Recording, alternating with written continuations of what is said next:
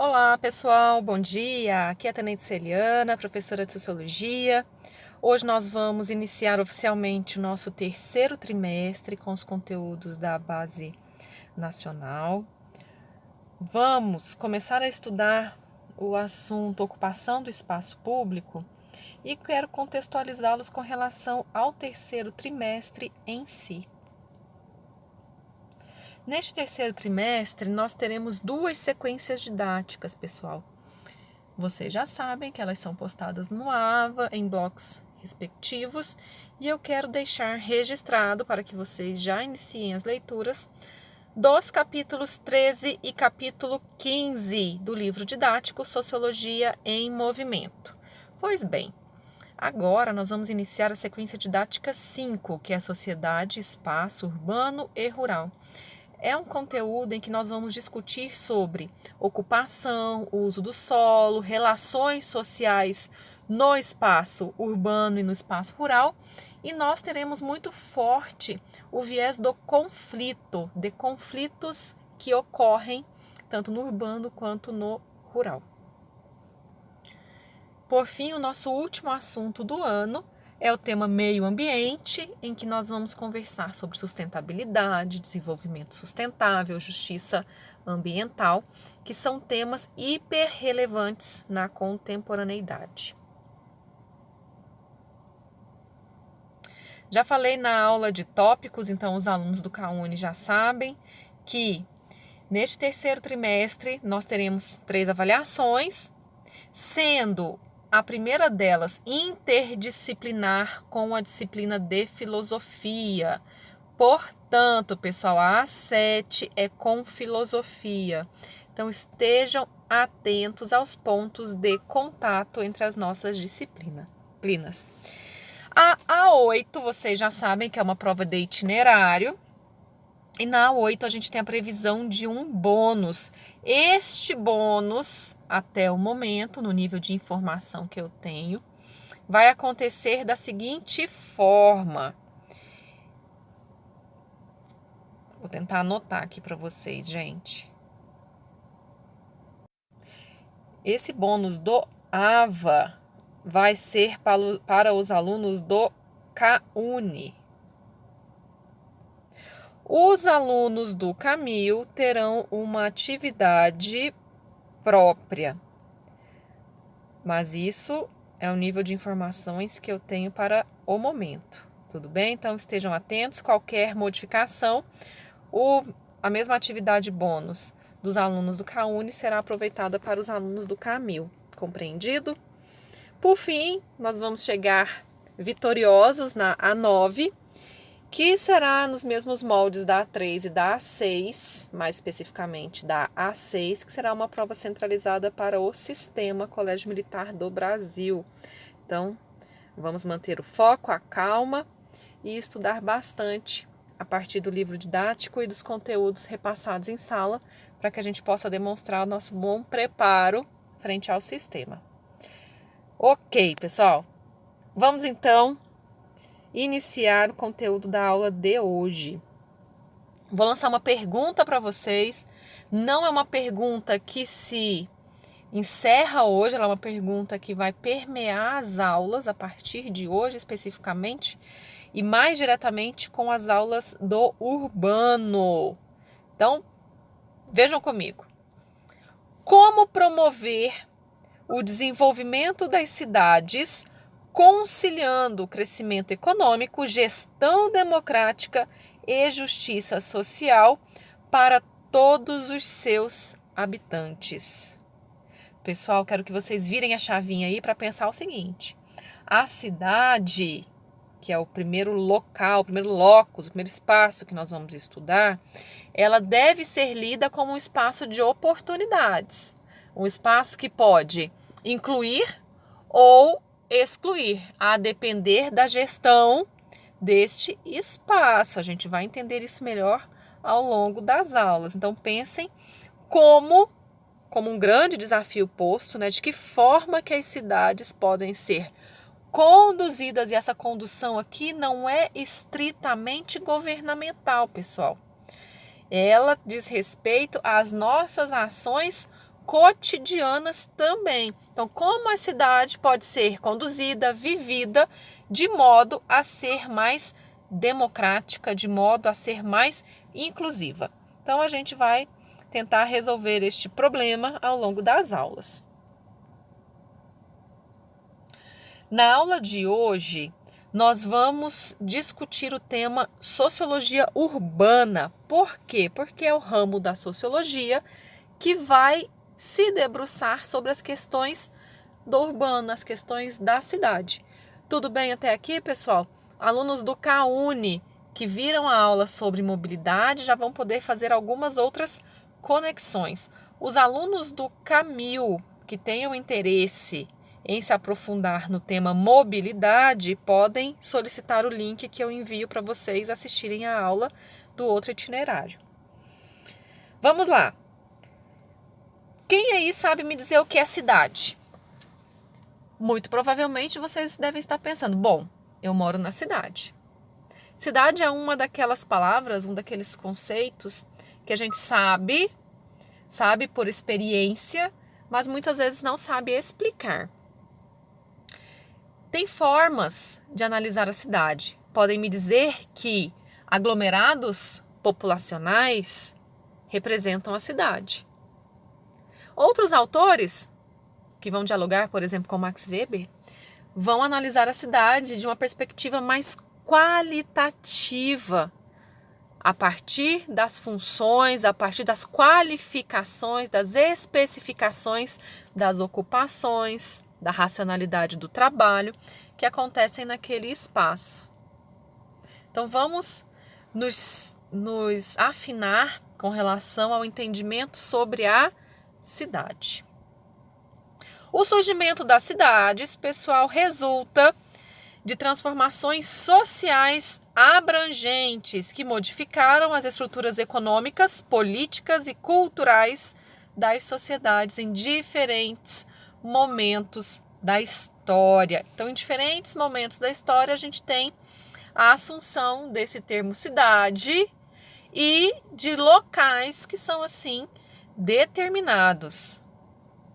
Para que a gente consiga analisar a cidade, a sua formação, a gente não pode se furtar das transformações do campo da economia, da política e da cultura, que vão envolver o quê? Que vão envolver a forma como as pessoas se relacionam entre si, se relacionam com o espaço que vão passar a habitar.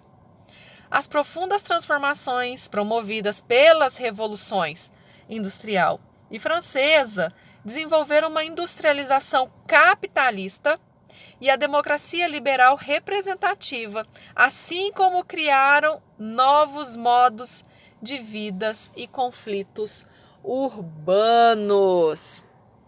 Pessoal, muita atenção a essa informação aqui que eu quero destacar, e com certeza vocês já ouviram isso em História e em Geografia, sobre o impacto da industrialização para a vinda das pessoas para a cidade, para a migração, para a urbanização.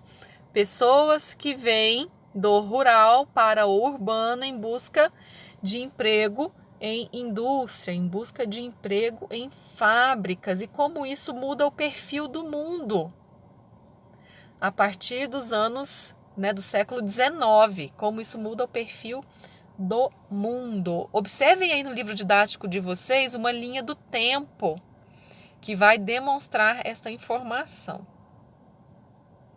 A sociologia urbana é, portanto, o ramo da sociologia que trata do estudo das relações sociais dentro do espaço urbano, pessoal. Desse modo, a sociologia urbana constitui-se como forma geral de base, ela se fomenta em estudos sobre a cidade. Então, qual que é o objeto de estudo da sociologia urbana? O objeto de estudo é a cidade, as relações nela desenvolvidas. A sociologia urbana é usada como disciplina de fundamentação para profissões e matérias diversas. Significa dizer o quê? que se o meu aluno, a minha aluna pretende ser uma geógrafa ou um geógrafo ou um arquiteto ou arquiteta, com certeza esse aluno ou essa aluna irá estudar sociologia urbana, especialmente aqueles alunos que têm uma vocação para estudar o urbanismo. Ok, pessoal?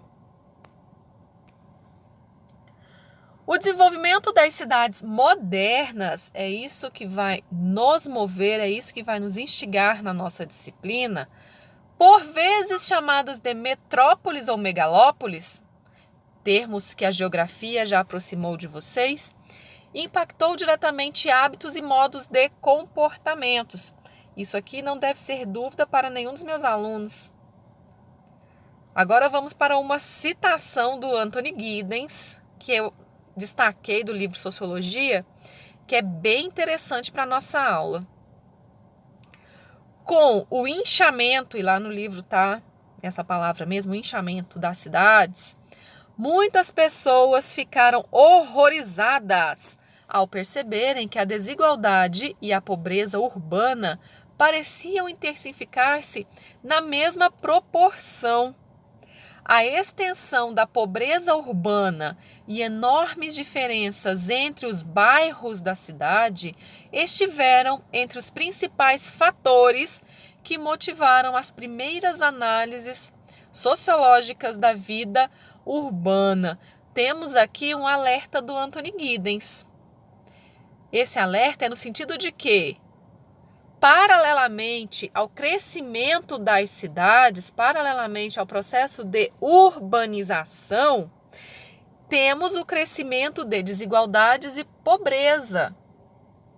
Essa pobreza, essa desigualdade vai ser refletida na forma como as pessoas ocupam e usam a cidade.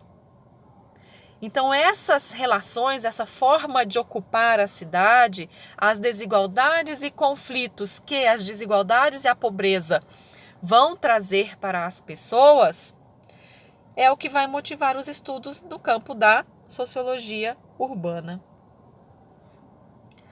Os primeiros grandes estudos sociológicos das condições urbanas modernas e as teorias a respeito surgiram em Chicago, que é uma cidade dos Estados Unidos. Uma cidade marcada por um índice fenomenal de desenvolvimento e por desigualdades bastante pronunciadas, ainda do Anthony Giddens.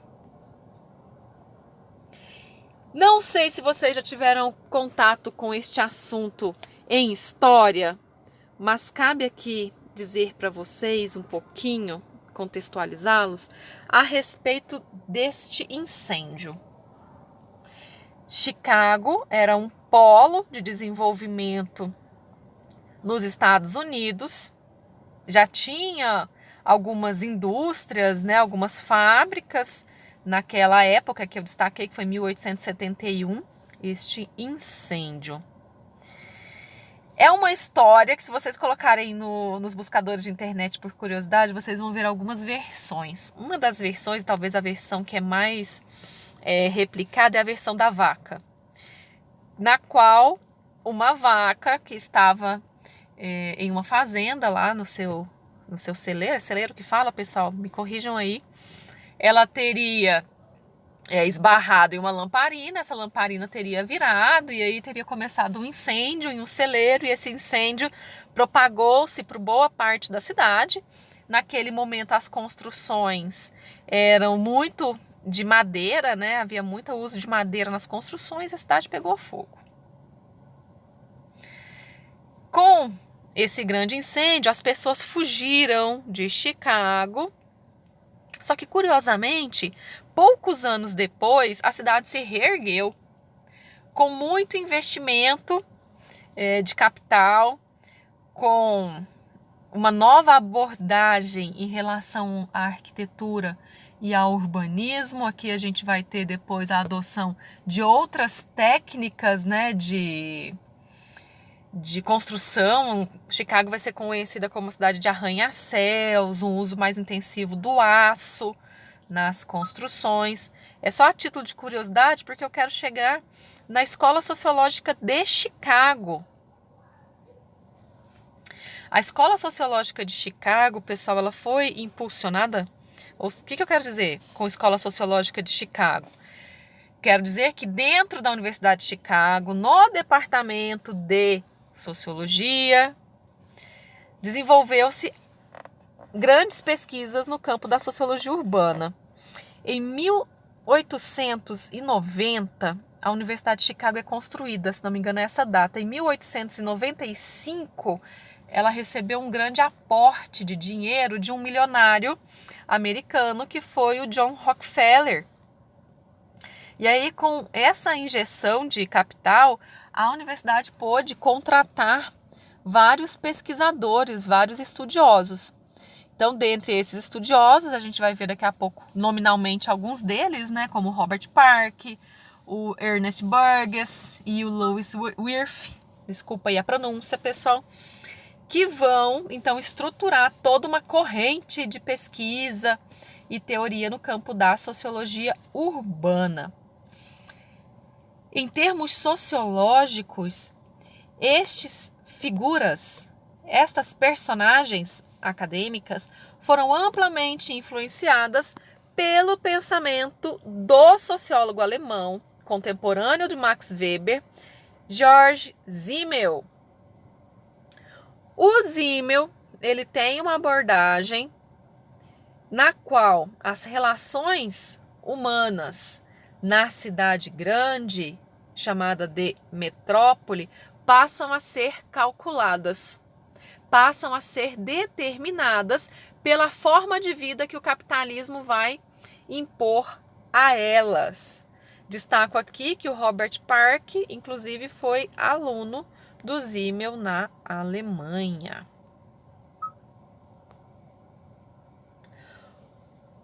O Georg Simmel, ele faz uma abordagem do indivíduo, né, de como esse indivíduo vai viver na metrópole.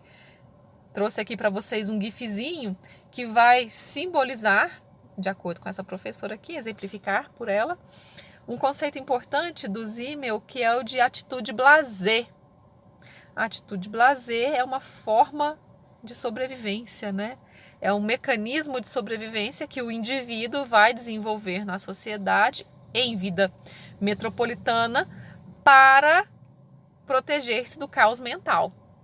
Imagina só a pessoa que está lá em um conglomerado pequeno, em um núcleo rural, que passa a viver numa metrópole e começa a encontrar com um monte de gente, um monte de indivíduos diferentes. E aí a pessoa está andando na rua e vem um monte de gente. Na cidade pequena todo mundo se conhece, então tem ali um arcabouço de informações de cada um. Na cidade pequena as relações são afetivas, na cidade grande as relações são racionais. E não cabe no meu tempo e nas minhas relações da cidade grande eu interagir com todo mundo, porque senão eu ia ficar louco, eu ia enlouquecer com tantos estímulos mentais. Então o gifzinho é só para provocá-los com relação a isso. Eu vou tentar passar aqui para vocês na próxima tela um videozinho. Se não der certo, eu vou deixar já disponível, que vai tratar um pouquinho da teoria do Georg Simmel. Está começando mais um Sociologia Animada. Antes de começarmos, dê um like no vídeo, compartilhe com seus amigos que estão estudando Sociologia e seja empático nos comentários. Hoje, iremos apresentar um autor que está localizado, historicamente, no início da Sociologia, mas que traz algumas reflexões bem interessantes para a atualidade. Seu nome é Georg Simmel, nascido em 1858 e faleceu em 1918. Simmel tentava, através de sua teoria sociológica, apresentar os limites da teoria de Durkheim, dizendo que Durkheim não conseguia captar a intencionalidade dos sujeitos. Assim sendo, sua preocupação foi responder às seguintes perguntas: como o indivíduo pode resistir à uniformização imposta pelo mecanismo social? Como as personalidades acomodam as forças externas? Iremos abordar 4 conceitos essenciais de Simmel, e talvez o vídeo fique um pouco mais longo, mas acreditem, valerá a pena. O primeiro conceito da teoria de Simmel que gostaríamos de destacar é a sua noção de individualização, decorrente da vida na metrópole. Temos 2 realidades essencialmente díspares: a vida em uma cidade pequena e a vida em uma cidade grande. A primeira é marcada por um ritmo lento de vida. As imagens mentais fluem de maneira vagarosa. É possível verificarmos uma constante uniformidade nos acontecimentos. até uma criação de hábitos, já que essas impressões transpassam a mente e se alocam na profundidade da alma. Neste caminho, o psiquismo daquele que vive e reside em cidade pequena descansa sobre esses relacionamentos profundos, emocionais e sentimentais com o ambiente. Temos então que o órgão próprio da pequena cidade é o coração, representando a alma e a esta profundidade que nos referimos. Por sua vez, a vida na cidade grande é caracterizada, conforme Simmel, na intensificação dos estímulos nervosos. Num simples atravessar de rua, no virar de uma esquina ou no simples ato de olhar pela janela de um apartamento localizado no centro, somos bombardeados por impressões novas, díspares e rápidas. Não há tempo de aprofundamentos em certas imagens, em determinadas impressões. As transformações acontecem muito frequentemente. Há uma consciência diferente no morador de metrópole. Nele, o intelecto é o local no qual essas impressões velozes irão se alocar, não mais na alma. Sendo assim, a cabeça é que é o órgão da cidade grande, protegendo esses indivíduos de uma sensação de desenraizamento diante de tamanhas mudanças, pois é uma camada mais alta do psiquismo, sendo mais fácil de se adaptar. Em síntese, enquanto na cidade pequena a alma e o coração são os órgãos de pertencimento, na cidade grande a intelectualidade e o cérebro são os responsáveis pela adaptação. O segundo conceito está inteiramente ligado à noção que Simmel tem de individualização. De certa forma, reafirma o que foi dito. Simmel constata que a metrópole sempre foi o local da economia monetária. Por sua vez, o dinheiro é o maestro das relações realizadas na esfera econômica. Qual é a diferença? O dinheiro resume todas as características, os coloridos, as peculiaridades em apenas uma única sentença. Quanto? Tudo é resumido no valor, mas não no valor pautado em sentimentos e relações emocionais. Muito pelo contrário, as trocas efetuadas a partir do dinheiro afirmam a individualidade, ou seja, a intencionalidade surgida com a metrópole. Troca-se calculando, utilizando a razão com objetivos certeiros. Essas relações de troca não são transpassadas por emoções, ao contrário de uma cidade pequena em que as possíveis relações entre fornecedor e freguês podem intercambiar pessoalidade e economia. É o mercado que resume a função de fornecer e adquirir os produtos que são produzidos. Há uma impessoalidade no trato dessas relações, pois nenhuma das partes são próximas ou conhecidas. Dando sequência à coerência da reflexão de Simmel sobre a vida na metrópole, o próximo conceito selecionado é o de atitude blasé. Disposição para agir estritamente característica da cidade grande, o caráter blasé pode ser assemelhado a uma tonalidade acinzentada, algo fosco, em que a capacidade de distinção não é possível.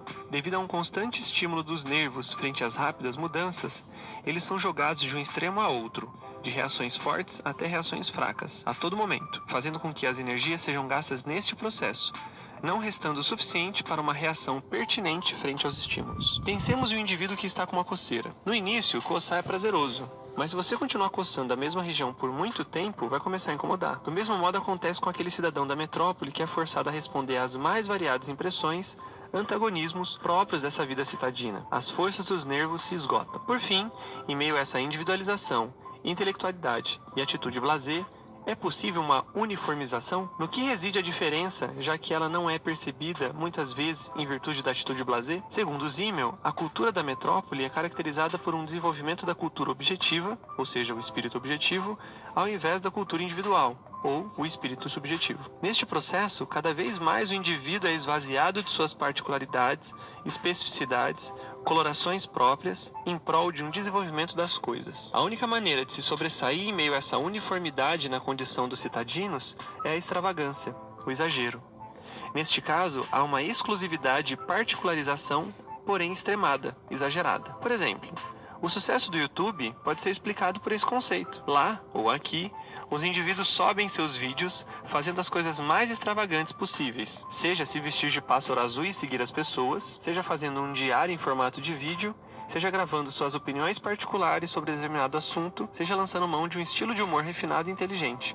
Enfim, as extravagâncias estão postas no YouTube. Chegando ao fim das explanações sobre Simmel e seus 4 conceitos, acreditamos que a importância do referido autor está nessa sempre presente preocupação em aprender a subjetividade daqueles que vivem em sociedade. Muito longe de fazer psicologia ou psicanálise, ou qualquer outra ciência particular e referente ao indivíduo somente, ele faz uma sociologia que interage micro e macro, indivíduo e sociedade, objetividade e subjetividade de uma maneira coerente e inovadora. Bom, este vídeo foi mais longo, mas acreditamos que tratamos os principais conceitos desse importante autor da sociologia. Até o próximo vídeo e tchau!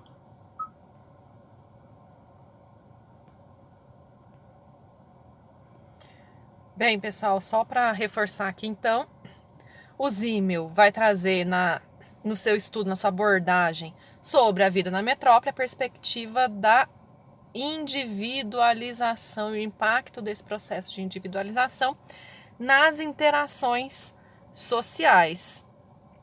O estranho, o outro, é só mais um tipo de pessoa, é um indivíduo desconhecido. Voltando para a escola de Chicago, pessoal, nós vamos conhecer um conceito que é próprio dessa escola, dessa corrente de pensamento, que é o conceito de ecologia humana.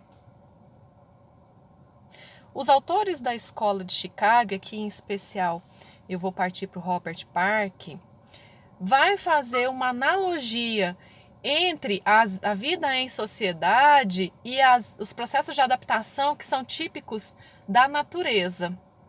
Ele vai tentar, argumentar de que forma que as pessoas ocupam a cidade, ocupam o espaço urbano de forma similar àquela que os organismos vivos desenvolvem na natureza.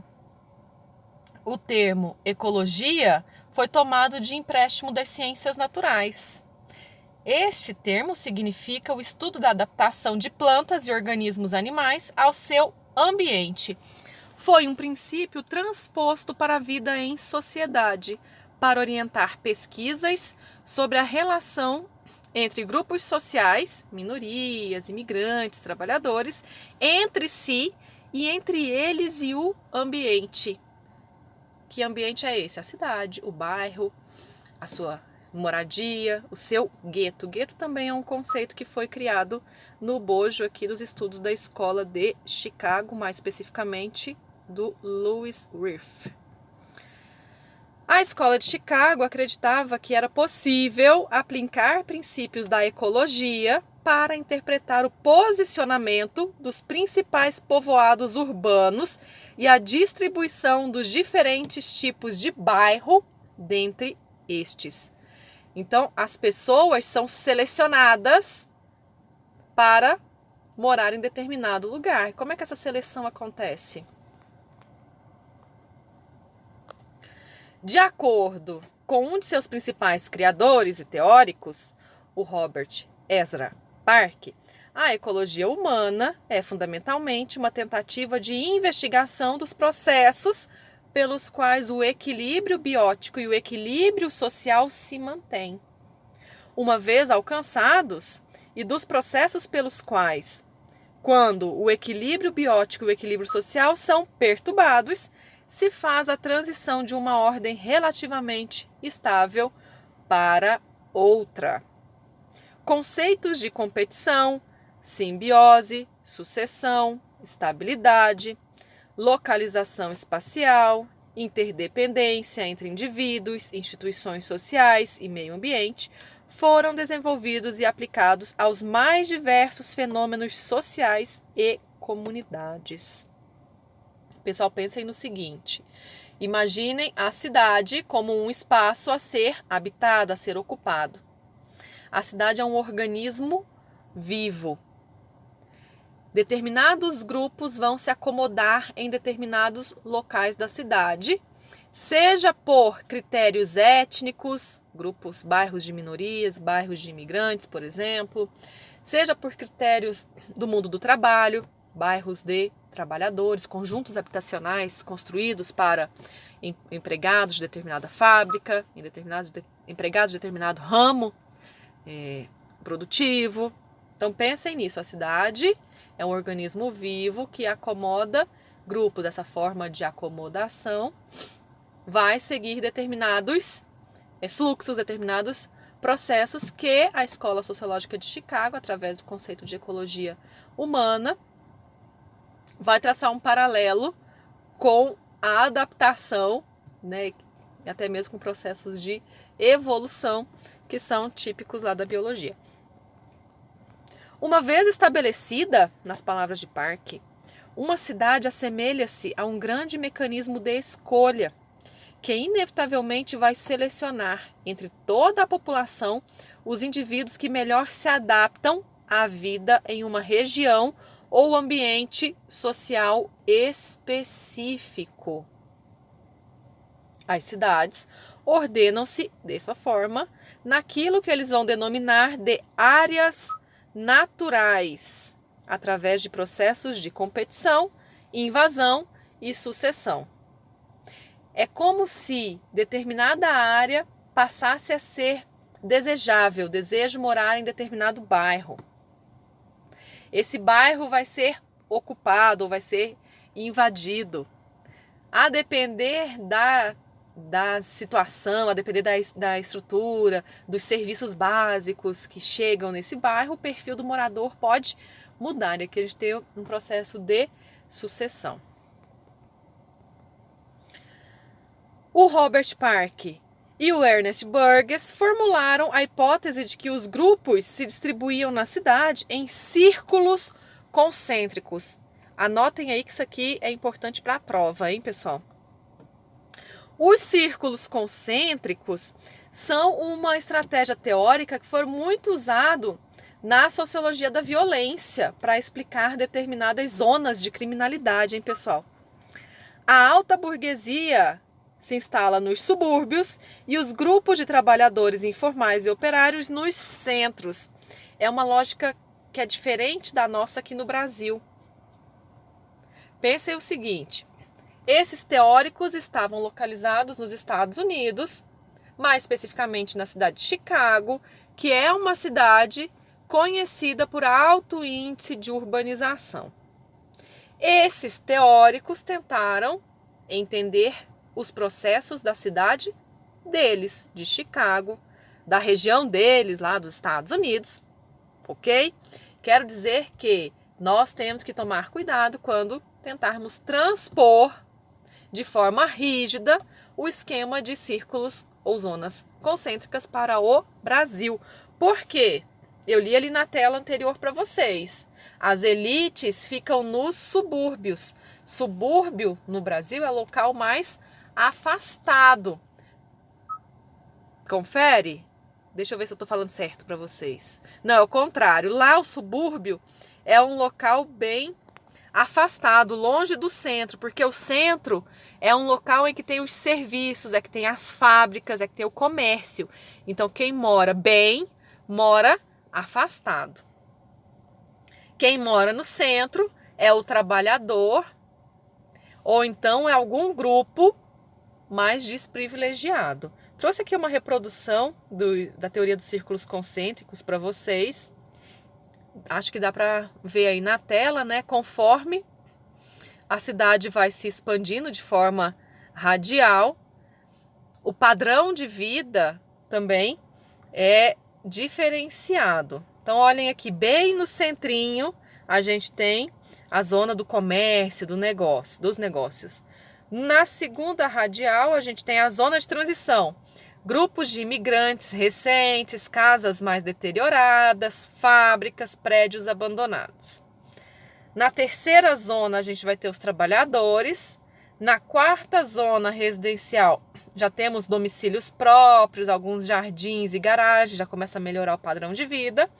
E na última zona, a gente tem como se fossem os grandes condomínios fechados, para fazer uma aproximação com o que a gente tem aqui hoje, aqueles grandes condomínios que tem uma boa infraestrutura, que fazem com que a pessoa não precise ficar indo lá no centro, nesse caso, neste tipo de centro.